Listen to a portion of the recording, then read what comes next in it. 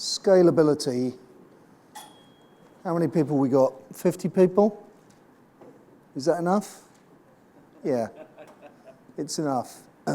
So let me tell you what we're going to talk about. First off, I want to talk about scalability itself and how it relates to your applications. And then I'm going to go into sort of methods of scalability and technology. Okay, so you probably want to tell me, you want me to tell you all about different projects and such like. But in order to understand those projects, you need to understand scalability itself. So my goal today is to give you information that will help you understand and evaluate the various approaches to scalability and why they exist. Okay, and hopefully that's more valuable than going into huge detail about particular technologies. So a couple of starting points. Postgres, as part of its initial design, was architected to run on multiple CPUs, which sounds ridiculous, but in 1988, multiple CPU computers were kind of just about coming in, and the excitement of having a database that ran on multiple CPUs was quite considerable. Up to that point, as we'll see in a minute, the multiple CPU computers that existed were basically mainframes, and that kind of affected a lot of the thinking at the time. Anyway, so suffice to say that Postgres' architecture has always included within it an element of performance design, and so it continues to the present day. The next thing to talk about is that Postgres currently performs all actions for one user on a single CPU, okay? And that has a number of different implications. So a couple of years ago, got asked by a user, why was it that Postgres only ran on one CPU? So we had a long conversation about how parallel query didn't exist yet, and eventually it would, and that kind of thing. And the guy said, no, that's not what I mean. Have a look at this. Come and have a look at top. As you can see, Postgres only ever uses that particular CPU. It never uses the other ones. What's going on? So I'm like going, well, that's weird. So we investigate more, and it turns out that the request rate of the application was so low that every time a request hit the database, it was scheduled, it was fully executed before the next request arrived. So basically, it was using one CPU because there was not enough capacity, or there wasn't a requirement to use more than one CPU. So instead of bouncing around between particular CPUs, we were just using this one CPU. And of course, the guy thought that he wanted to speed things up by adding CPUs, but actually these other CPUs were doing nothing because the request rate was not high enough. There was no requirement for those additional resources. So with that in mind, I've tried to look for a definition of scalability. Obviously, I looked for some sort of academic definition to begin with, but it does appear that that's a little bit murky. But suffice to say that if application processing can use multiple concurrent resources if the application events are themselves concurrent. If you've only got one thing executing at a time, it's a bit hard to make that use multiple CPUs. And obviously, if you want different application events to happen on different CPUs or to utilize different resources, then they need also to be independent, okay? And so what I'm going to do is look at those, what that means for us in how we understand our applications and how to tune them. Now, assuming that we can, we've got something that we can speed up, then the speed up that we can achieve is defined by Amdahl's law. And if you didn't know, Amdahl used to work for IBM. He was a sort of brilliant hardware engineer, and he set up his own company making plug-compatible hardware. So you can see that at the time, that kind of multi-CPU thinking was all mainframe based. So Amdahl's law looks a little complex, but basically what we're saying is that there are two parts of any action. There is a part that is independent and can be decomposed and submitted to multiple resource units. And then there's a part that cannot be decomposed, or a non-parallel overhead, okay? So if you look at that equation and say, if alpha is 0, then the speed up will be simply P. So if you have 8 CPUs and the task is perfectly parallelizable, then the speed up you'll get from 8 CPUs is 8, okay? Yeah? But if there's some overhead in there, then you're going to give it 8 CPUs, but it's only going to get 6 times faster or 4 times faster, okay? So the overhead, the non-parallel overhead, which is alpha, is something that we need to understand what that is and attempt to control and minimize it, okay? If we can minimize alpha, then we will get linear scalability, okay? And I mean linear scalability as scalability that goes up and not just flat lines. Okay, so here you see that written slightly differently.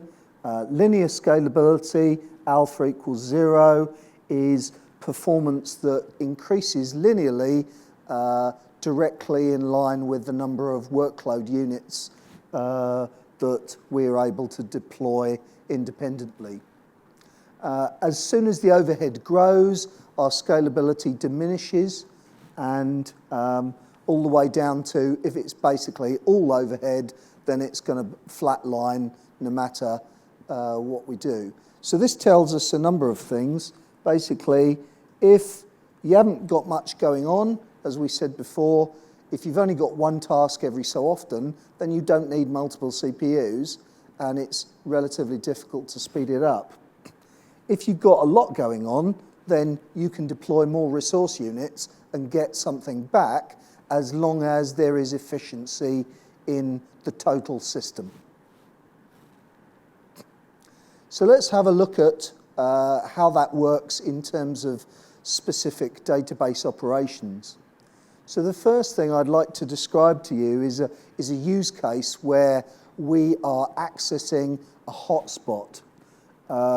What I mean here is that we've got potentially multiple requests executing, but they are all accessing one single row in the database. So if you can imagine what that would be like if we've got every single user accessing one row. If we're doing selects, that's potentially okay, because we can be accessing that data block concurrently, and as a result of that, we can get some decent throughput on our applications, by which I mean more users means more TPS for read-only. In this situation, though, if we were doing write transactions, then as you will be aware, if you update a row, that row gets locked, and for the duration of that transaction, no one else can touch it. Obviously, they can read it, but they can't write it. So in terms of write scalability, if we're all accessing that single hotspot, then there is a point at which further resources won't matter at all, okay? So if you've got hotspots in your application because of the way your data is, then you are not going to be able to parallelize things as much as you would like. Now, some people have said to me in the past that social media applications are inherently scalable, okay? And then they don't bother to explain quite what that means, and we're all supposed to accept that thought. Well, social media applications are characterized by links between people. And so what you get is, if you get sort of Kylie Minogue or Tom Cruise or something like that, if that guy does something, or maybe it's Jay-Z, or, you know, I don't know, I don't kind of follow that stuff myself, but, you know, famous person X, yeah, is obviously going to get tons of hits, whereas other people don't. So if Facebook, or whoever we're talking about, designed their application in a way that every time somebody said something about Tom Cruise, it updated the Tom Cruise row in the Facebook database, that would scale so badly that everybody would stop using Facebook, because you could basically get about 20 people a second talking about Tom Cruise and no more ever of any kind, yeah? So that's clearly not how it works. And also, it's clear that social media applications are not inherently scalable because of the data access pattern, okay? So that's something to think about for when we talk about that later. Now, the other part of the thought experiment here is if we had a database with one row in it, yeah, then it wouldn't matter how often we were sort of accessing those rows, because it's basically a very short number of data points. So, for example, if you look at what happens on the stock exchange and you wonder how there's basically 1,000, 10,000 traded securities, and they're all updating their prices many, many times per second, they clearly don't do it like this, do they? Because, again, that wouldn't work, okay? So what Postgres does is it offers you the opportunity to scale your workload. If you've got a large table and you've got many users accessing lots of different rows in that table, then we're able to scale that effectively, okay? And that's the design point that we're looking at here, is simple row-level access directly against larger tables where it's fairly nicely spread out. That then can be scaled nicely, okay? Now, although I'm talking about this in terms of SQL, that's really just to allow you to understand what type of data access patterns I'm talking about. We could be doing this in some other language or Mongo or whatever. Sorry, you've got a question? Do you need concurrent connections for a user, or concurrent user across connections? Well, enough people accessing the database on multiple sessions, yeah. So, so the point is, if we've got enough sessions, enough data, and the access pattern is essentially random, then we're probably going to be in a place where we can scale that system, okay? Another way of looking at this is set level access, where we have potentially a table that's either got somewhere between 1 and 1 billion rows. Now, if we make a request that's a non-key request, you can see that that's actually going to return a set of rows. Now, if we access a set of rows, but there's still only one row, then clearly parallelizing that query would not gain any benefit. But if we've got 1 billion rows to access, you can see that we could actually break down that query into lots of smaller pieces, and we could parallelize that query, okay? And so this is a different type of query, and it can be parallelized in a different type of way. So large set level queries can actually be parallelized quite nicely. Just in simple terms, there's a patch going through at the moment to do a parallel scan of a table, and the characteristics that we see from that are that in order to do this query, you can see that we can decompose the access to the table into multiple pieces, but the final end result that gets delivered to you needs to be in some way aggregated from the decomposed parts, okay?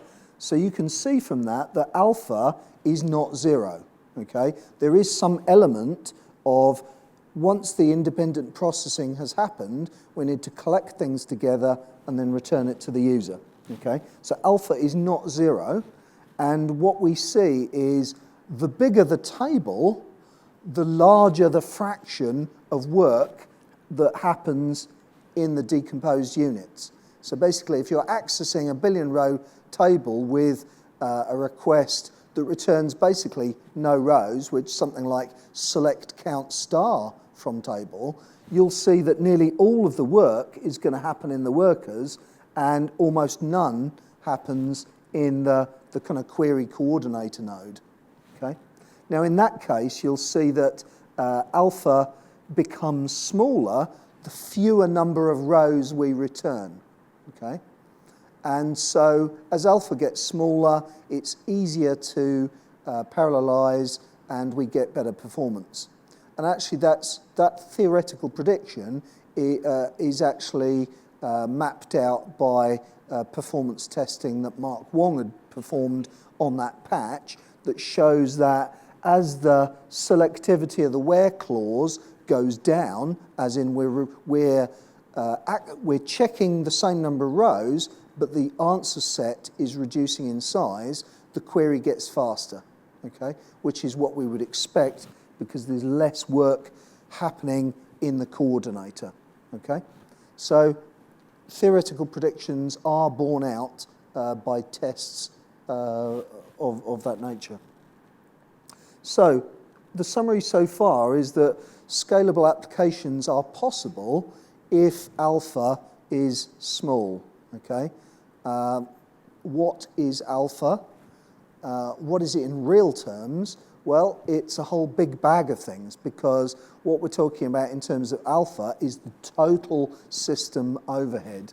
And so that consists of operating system overhead, database overhead, network overhead, and then all of the stuff that you're responsible for, okay? So because we've got all of those elements taken together, we need to be very careful when we look at scalability.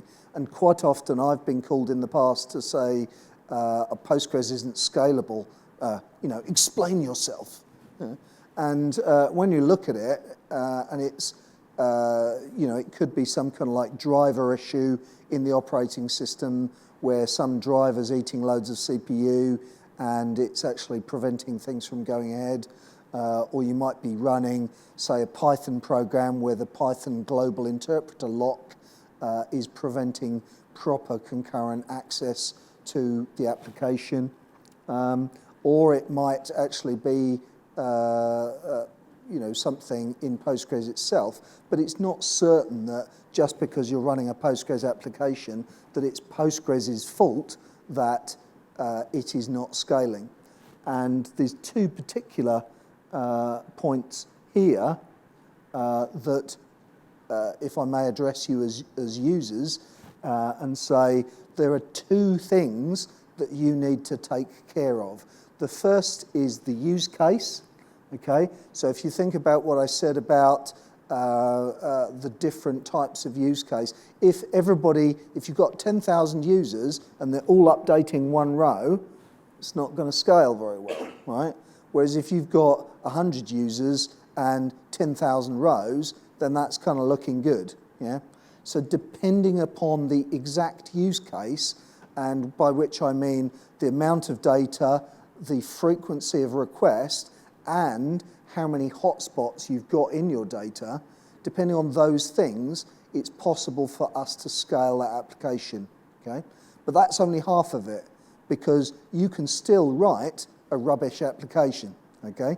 So an example of that I've seen, again related to social media, just because that's a kind of often described as scalability, was a chat room application. So chat room application, every time somebody enters or leaves the chat room, we either increment or decrement the number of people in the chat room, so that when you arrive, it says, there are 5 people in the chat room, okay? Now that works all lovely up until about 10 or 20, and then we start to see people leaving and joining, interrupting each other to update that row, okay? And then what happens is the marketing department managed to put out a press release, and they get a flash crowd of 10,000 people all trying to log into this chat room, all to hear the buzz about a particular thing. And it turns out that because the way the application's designed, it takes about 2 minutes for everybody to log into the chat room, okay? But 2 minutes is too long. So all the people that are already logged in are just sitting there waiting, wondering why Kylie Minogue hasn't come on stage yet. And so they disconnect, causing it to decrement. So there's another request queued up to here. So basically, instead of this wonderful personality arriving in a chat room and everybody listening, what happens is the whole server melts down. Everybody sits there wondering what's happening, and it's all because somebody chose to increment and decrement the number of people in that chat room. If they hadn't cared, it would all have worked, okay? And it's simply because the application had this contention point designed into it, okay? The workload was parallelizable, the application was poorly implemented and therefore would not scale, okay?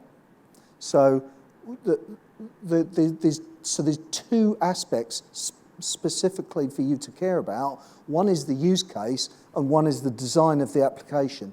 Okay? Those are 2 things that you definitely have control over, and you need to get both right for this to work for you. Okay?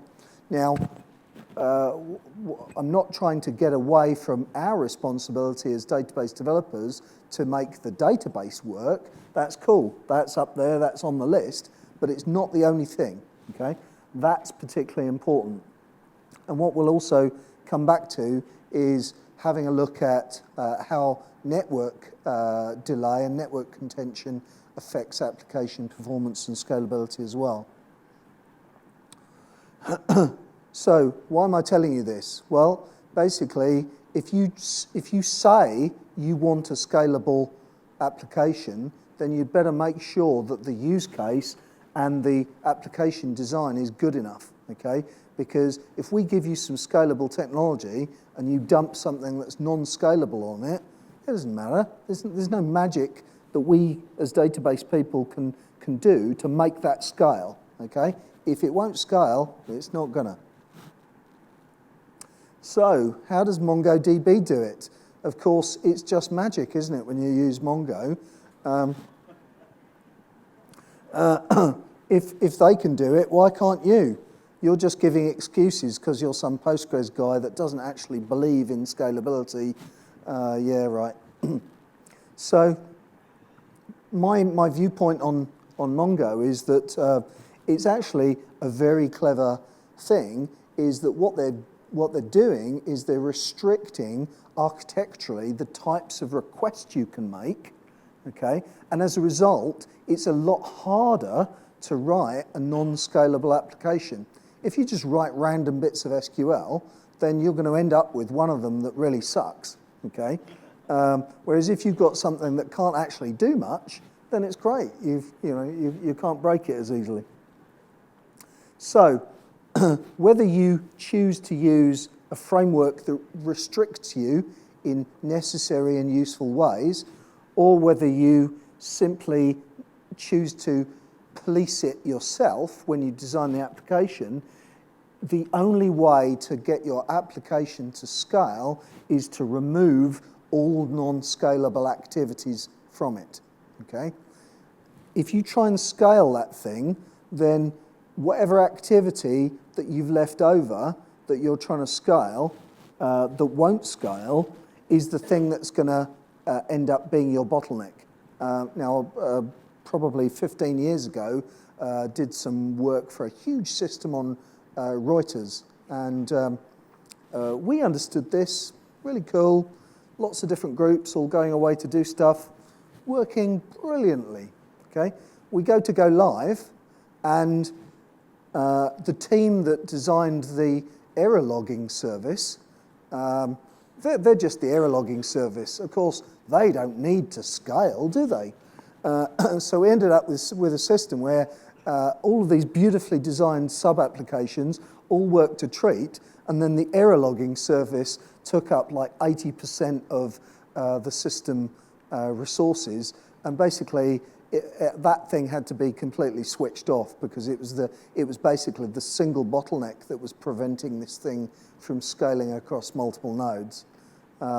So it's just a kind of lesson that when I say all aspects of the application, I do mean all aspects.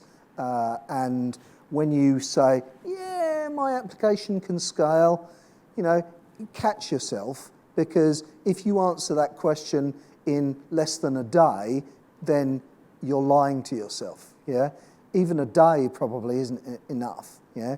You need to be looking through the whole application to see if it's going to work, okay? So if you just go, yeah, it'll work, then it won't. So that's me berating you about all of the things that you have to do. Now I'm going to go back and talk about the technology and what we can do as database people to help things scale. So here we are, a kind of nice picture that at the moment doesn't mean anything because I haven't put any captions on it. But the reason I haven't put any captions on it is because I wanted to reuse the diagram for different thoughts. So what this could be is it could be 4 computers connected via a high-speed network, or it could be 4 sockets in a Newman machine, all connected by fast memory interconnects. And if you look at the high-level structure, they're actually the same. So when you're looking to use scalable hardware, you can actually consider that a Newman machine is actually somewhat similar to a network in a box, okay?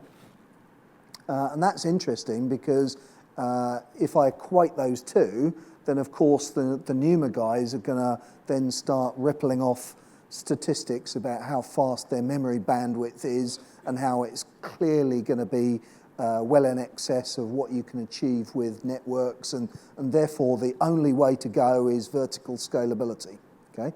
And that is in some ways a reasonable argument, but what I'd like to do is take that and sort of break it down and have a look at what that turns out to mean.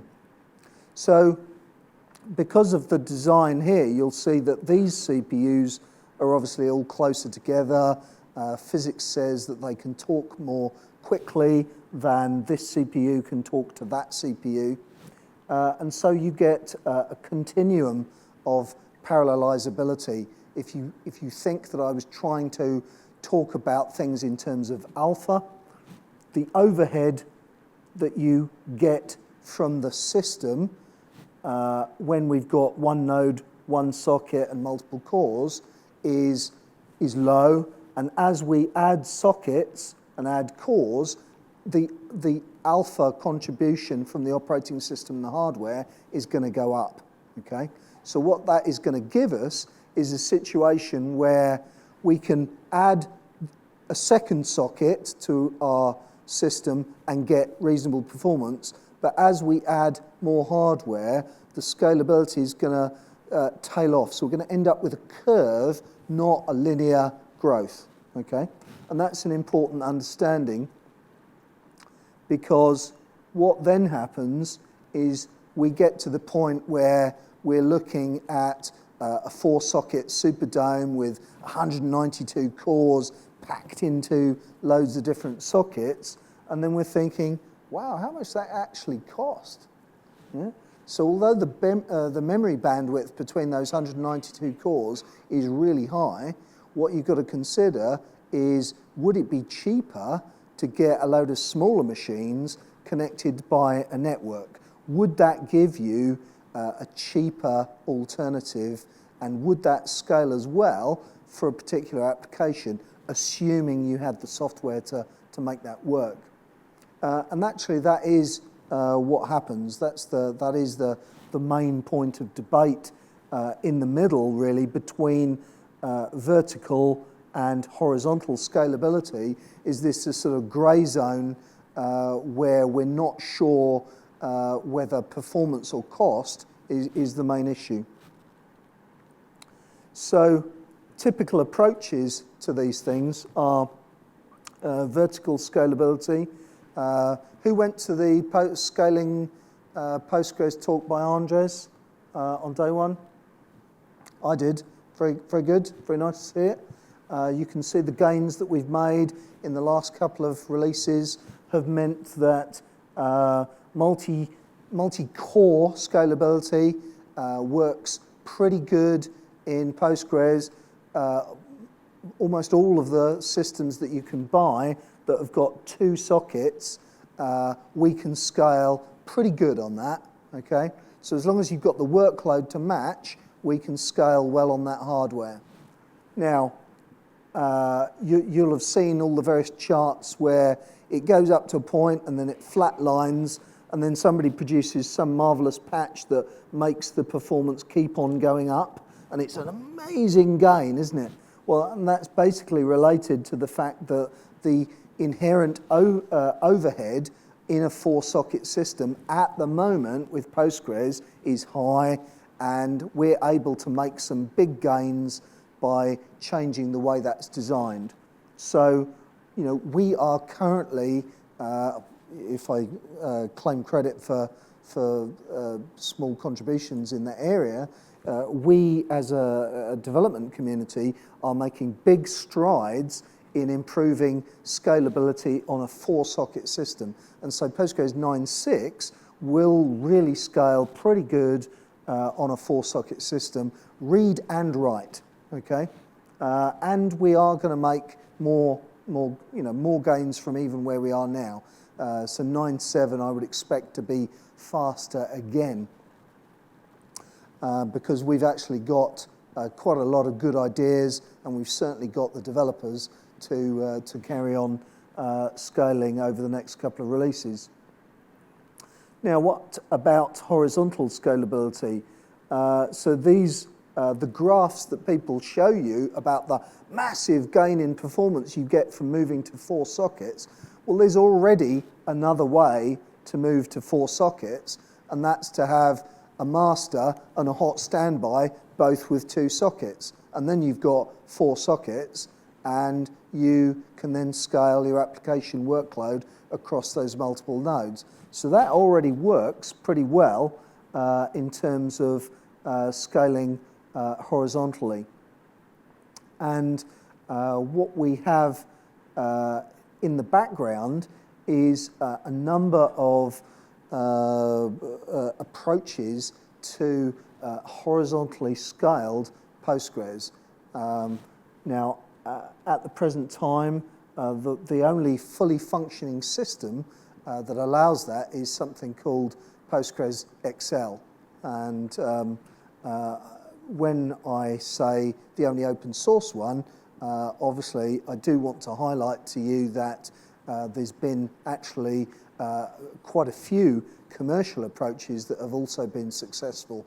The first fork of Postgres to implement parallel query was Netezza, and that was then later followed by ParExcel, which is now Amazon Redshift, and also we have Greenplum, and we also have Citus Data as another one, and I believe there's a couple more as well, but I'm not, I can't remember the names. So the first 3 of those mentioned are definitely commercially successful. So we know it's possible to alter the Postgres code base and to add horizontal scalability in an effective manner, okay?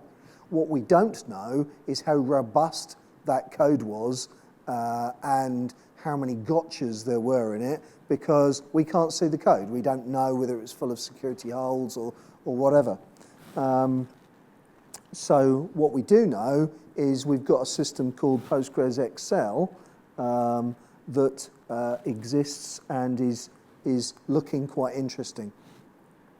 So in terms of the horizontal versus scalable debate, what I've got in blue at the moment is the current curve for the current version of Postgres in terms of as we add sockets, I've called them resource units there, the performance goes up in a curve.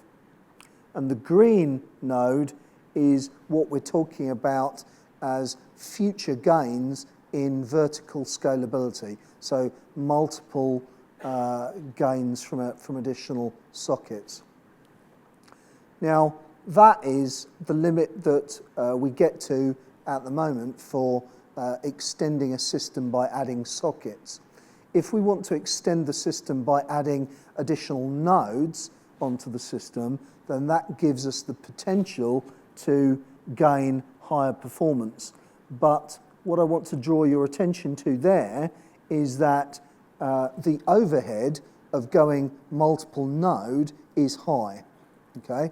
So what we've measured so far is shown there, and what we're expecting to get out of PostgreSQL Excel in the future, hoping to get, is shown on the chart there. So what we're saying is that if you have a low need for scalability, then vertical scalability is the right approach, okay? So what we're saying is buying a slightly bigger machine of the same rough shape and type as you're currently using is a valid approach, and that software is going to get better in the next couple of years, okay? But if you've got an application where the need for scalability exceeds what I'd call the vertical limit, then you can see we're going to get to a point where having a horizontally scalable version of Postgres is going to be the approach to take. And what I'm going to talk about really is that this system is going to be available soon. So PostgreSQL Excel 9.5 is under active development now. It's been forward ported from Excel 9.2, which was itself developed from PostgreSQL. So this is software that's been developed over a number of years, a number of extremely skilled contributors, not just one or two people. So there's actually been many man-years of effort spent in designing this activity. Now, it was said, I think, at a conference last year that XC was dead and wasn't usable in production. Well, that's not my opinion. That's not what we're seeing. We are actively working on releasing PostgreSQL Excel soon after 9.5. So it's going to be Postgres 9.5 with horizontal scalability features added, okay? Now, immediately I tell people about this, they'll go, oh yeah, wow, I'll have to download that and have a kick around. Yeah? It's like, oh my God. You know, if you want to make this work, you know, it's not likely to go completely smoothly. It's not like downloading a new app on your iPhone. You're going to need some help. I'm not suggesting that you must call second quadrant. I'm suggesting that you formulate a full project plan for evaluating it. And yes, you should consider getting help from somebody, but there are multiple companies that could help you, okay? But don't give it 5 minutes of review and then go, seemed a bit crap to me on some blog, yeah? Because it's kind of like, you know, this has taken years to get to this point, you know. Please spend a little bit of time, you know, evaluating it. So there are other viewpoints. Obviously, there's ways that you can add more I/O, more memory to what you've got.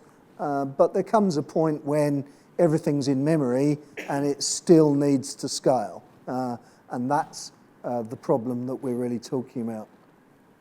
There are some other approaches. I've called it deep scalability. There's work going on that will allow people to use alternative hardware approaches. So there's going to be extensions that fit into Postgres 9.5, good, a nodding head, where we will be able to speed up certain queries using GPU technology. But again, it will be certain queries because obviously it's going to be one of those things where the hardware needs to match the data and the type of query that we've got.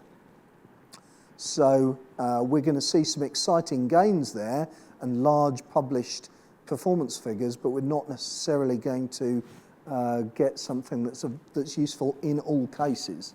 Okay, so we're going to end up with needing to merge some of these approaches. Now, some people are probably sitting there going, well, of course, I was going to say the letters BDR somewhere in my talk, wasn't I? And yes, I am, in a couple of areas. The first one is to understand that if we go back to that alpha, the overhead involved in the application, if network latency or network bandwidth is a significant issue in your application, there's no point telling me that you've got such wonderful hardware that your query comes back in 50 nanoseconds, yeah? But the server is in Australia, which is 480 milliseconds away, okay? I don't care how many nanoseconds you did it in if it's in Australia.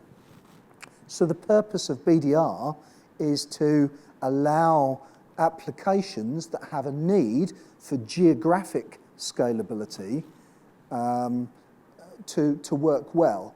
And we've got BDR in production with a number of literally multinational companies where they need to update their database in different parts of the world with reasonable response time, okay? Now, if you've got an application like that, then BDR is something that makes sense because the characteristics of BDR is it's not tightly coupled, it's something that will resolve conflicts after the fact. And that is a way of scaling an application that we've used successfully. So if you've got a worldwide user base needing to access a single database, then distributed multi-master is a useful way to approach scaling. But it is not a panacea for all scalability problems, clearly. Yeah. So what's happening in terms of future options, future technology? For me, the future is all about putting stuff into core Postgres. Side projects deliver work early for people, for early adopters that have got critical business needs, okay? That's what we're delivering side projects for.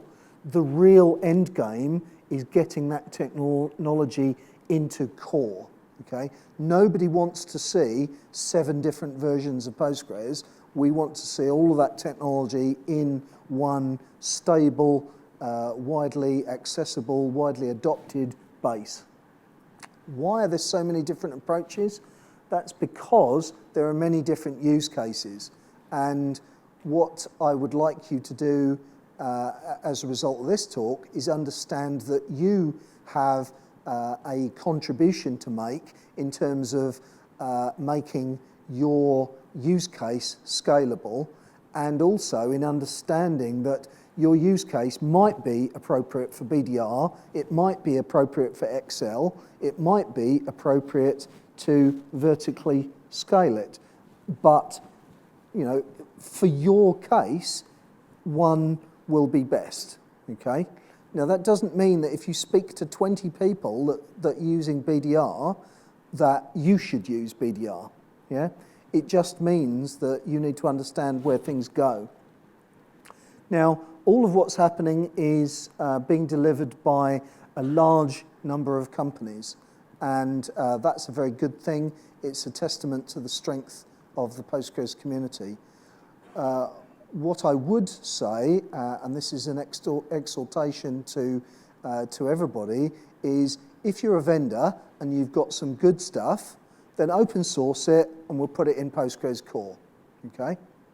If you're a user, make sure that what you're buying is open source, because if it's not open source, we're not going to be able to put it into core, and we're going to have to write another one like it, okay?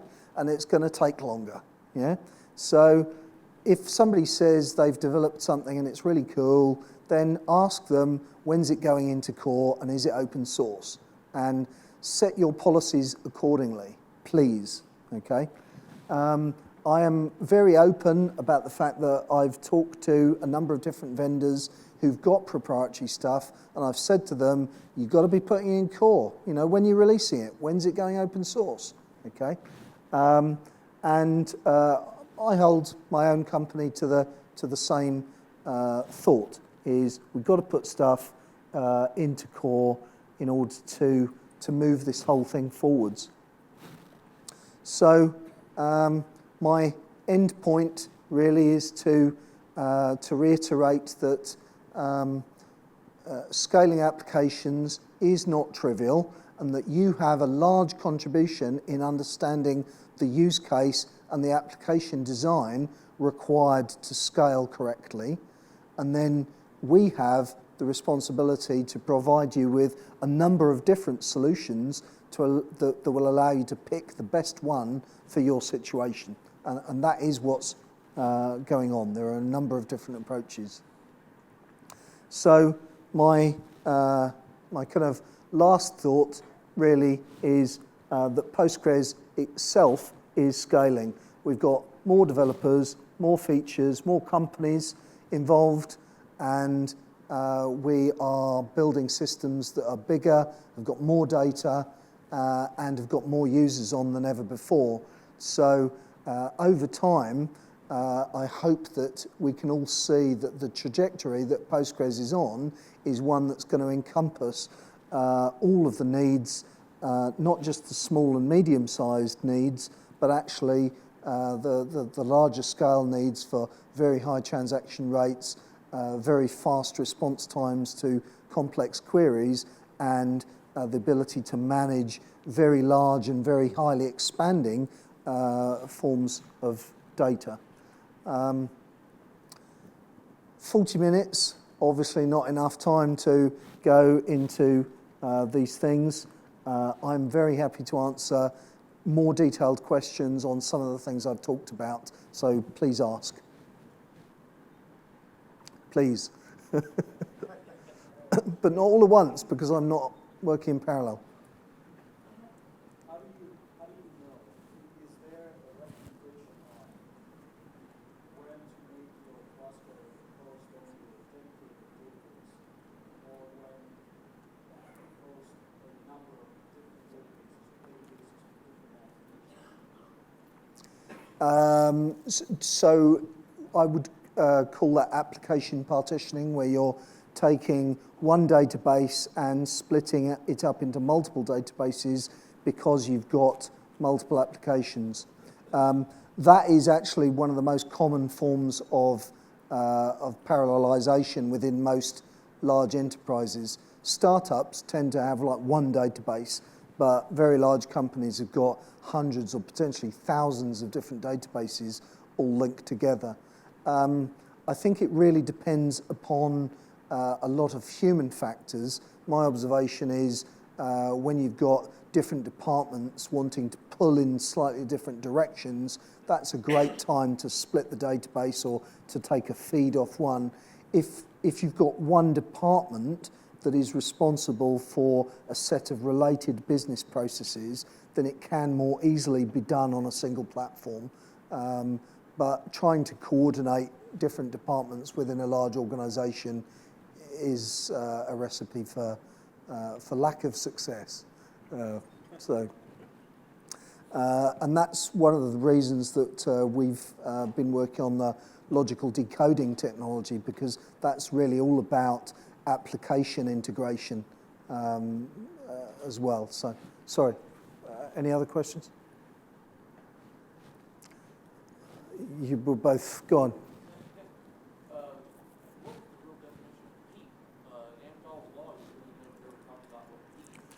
That's the number of parallel resources you've got. So the number of nodes, the number of CPUs. Yeah. If you had the choice of setting my machine with, there's no cost barrier in. Okay, let's talk. So like you said, okay, the options are 24 cores. Yeah. You get 4 sockets for 6 cores versus 2 sockets for 12. And let's say they ran at the same speed, the same clock speed. Yeah. Which one would you choose? Well, at the current, I mean, obviously, I'd want more data to give a real answer, but you know, based on what I know about Postgres at the moment, the one with the smaller number of sockets appears to scale well based upon the broad generic information I have. I would do a benchmark, but so, yep.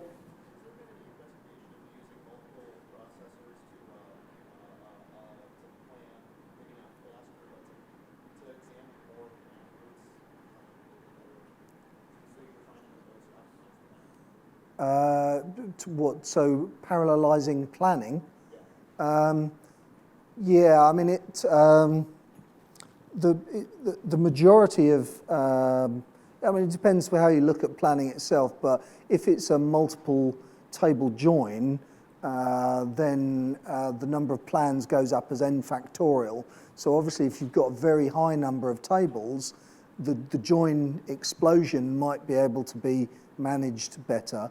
But in most cases, the majority of planning time is actually the preparatory stages of examining the plan, walking the query tree, and spending a lot of time sort of fleshing out information. So it isn't typical to spend that much time in planning, or if we do, it's a kind of a bug.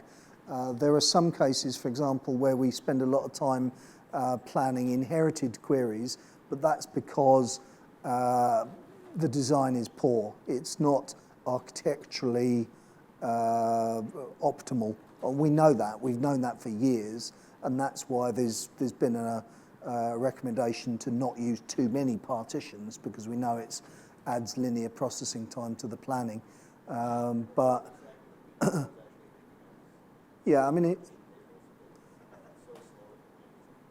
right, okay. Well, I'm sure there's some things that we can do for specific cases, but